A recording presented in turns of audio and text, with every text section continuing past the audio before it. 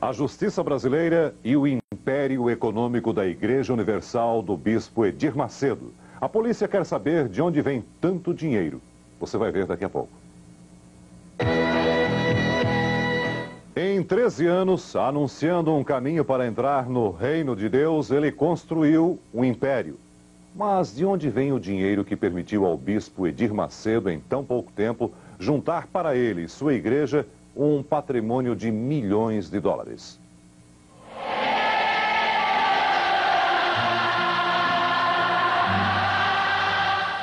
Até o final dos anos 70, este homem cumpriu a rotina burocrática de um funcionário público, casado, católico, frequentador eventual de sessões de umbanda.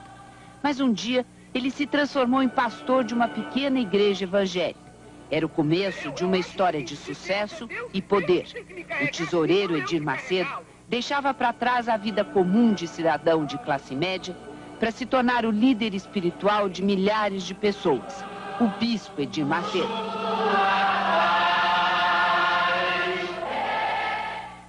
Hoje, a igreja tem 830 templos espalhados pelo Brasil, América Latina, Europa e Estados Unidos. De pequenas portas encravadas nas favelas até suntuosos salões em Manhattan. Em todos eles, os obreiros da Igreja Universal repetem o ensinamento máximo do bispo. O dinheiro é uma ferramenta sagrada que Deus usa na sua obra. E a palavra do bispo é lei.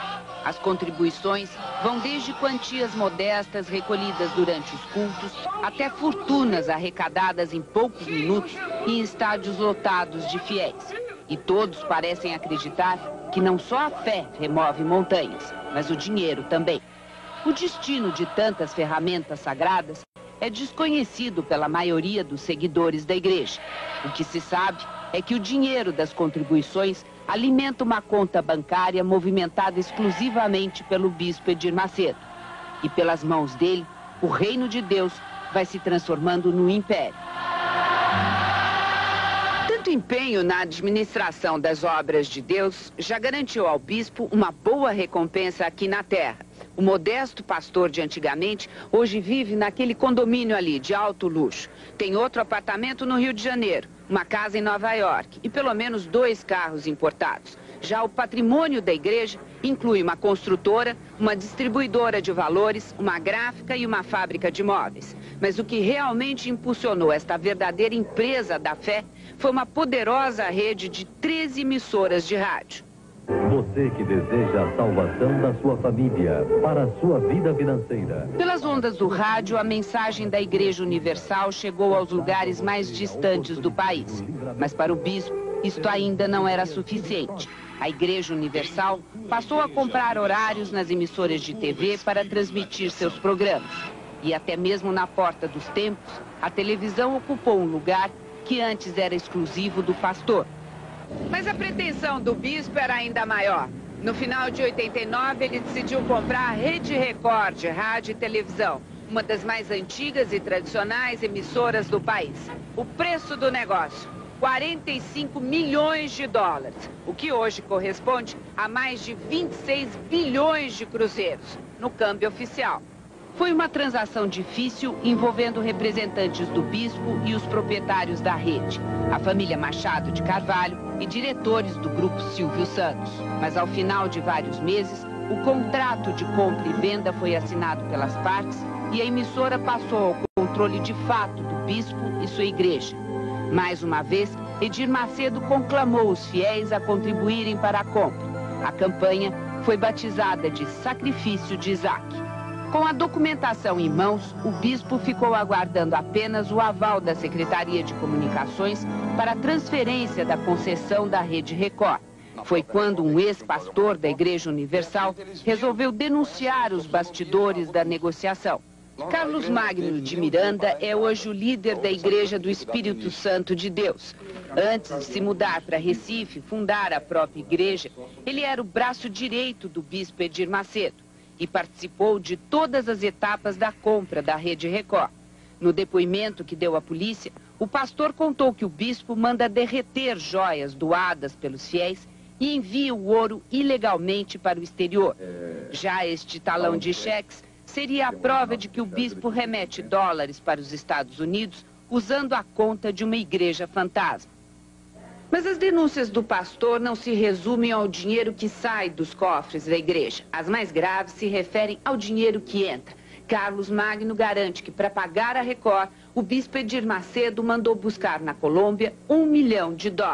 O pastor contou à polícia que ele e mais 3 outros pastores da Igreja Universal viajaram a Bogotá com a missão de trazer o dinheiro doado por um traficante de drogas.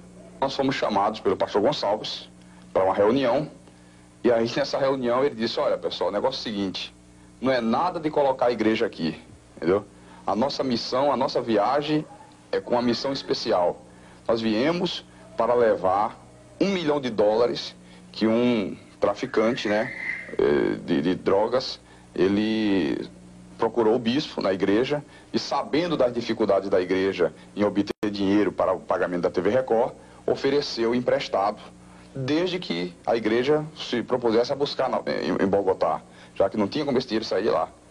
E aí, nesse momento, eu fiquei contrariado, porque eu não sabia disso. Então, eu de imediato disse que eu não iria participar. É um dinheiro sujo, porque estava na cara que esse traficante, ele estava aproveitando para fazer uma lavagem do dinheiro. As denúncias do pastor deram origem a 2 inquéritos, um civil e um criminal. O primeiro para apurar uma situação irregular. O bispo não poderia estar dirigindo a Rede Record sem a autorização do governo. E isto já está provado que ele faz. Estes documentos mostram que ele já definiu a lista de diretores da emissora, onde incluiu 2 pastores da Igreja Universal, Honorilton Gonçalves e Ronaldo Didini Luiz. Além disso, vem fazendo despesas que estão sendo pagas pela emissora, como publicidade nos jornais, viagens ao exterior e até a compra de 40 pares de sapato que custaram à Record $13.300. O outro inquérito apura a origem do dinheiro da compra da Rede Record. E aqui, a história da doação que teria sido feita pelo traficante colombiano começa a ser desvendada. Esta ficha de controle de embarque num jato fretado é a prova de que os pastores realmente foram à Colômbia. Este recibo confirma que todos ficaram hospedados num hotel de Bogotá. A polícia diz até que já sabe quem deu o dinheiro. Estamos realizando diligências no sentido de ouvir esta pessoa que, segundo consta, teria fornecido esse dinheiro. É um traficante de drogas. Segundo consta, sim. O bispo nega tudo. Esta semana ele ficou 12 horas preso tentando explicar os milagres da sua contabilidade. Muito nervoso, afirmou que as contribuições dos fiéis é que pagaram a Rede Record. A igreja teria emprestado dinheiro a ele para que quitasse o negócio. E este empréstimo, o bispo garante que vai pagar com juros. Lá em cima, na delegacia, Edir Macedo deixou muitas dúvidas. Embaixo, na rua, o bispo mais uma vez despertou opiniões radicais. O bispo não conhece nem a Bíblia, como é que ele pode estar certo? Não conhece a Bíblia. Não conhece? Claro que ele conhece. Ele deu uma entrevista. Que isso? O senhor deu dinheiro para comprar a TV Record? Dei, estou dando e sempre vou dar, porque... Quanto o senhor já deu? Eu não parei ainda, né? Quanto o senhor já deu até agora? A minha conta, meu nível social é... Quanto o senhor já deu? Chega a mais de $1 milhão e foi pouco. Por mim, Quanto o senhor ganha? no momento, estou com um salário de 350 mil. Ontem foi a vez de Ricardo Cis enfrentar um duro interrogatório. O homem que administra os templos da igreja nos Estados Unidos é apontado como emissário do bispo nas negociações com o traficante colombiano. Ele não negou a viagem a Bogotá, mas disse que foi lá não para trazer dinheiro, mas para levar a palavra de Deus. Hoje, a Igreja Universal enfrenta talvez seus dias mais difíceis. Além de prestar contas a Deus, o bispo deve explicações à polícia, à Receita Federal e ao Banco Central. Todos agora querem conhecer o que se passa no interior da igreja. Edir Macedo continua a dirigir a TV, mas não atende nenhum jornalista. Neste anúncio, publicado hoje nos principais jornais, ele se compara ao Papa e promete abrir mão dos bens da igreja que estão em seu nome. Enquanto isso, Pastores, fiéis e obreiros fogem das câmeras. E em todos os tempos, a ordem é uma só: manter bocas e portas fechadas.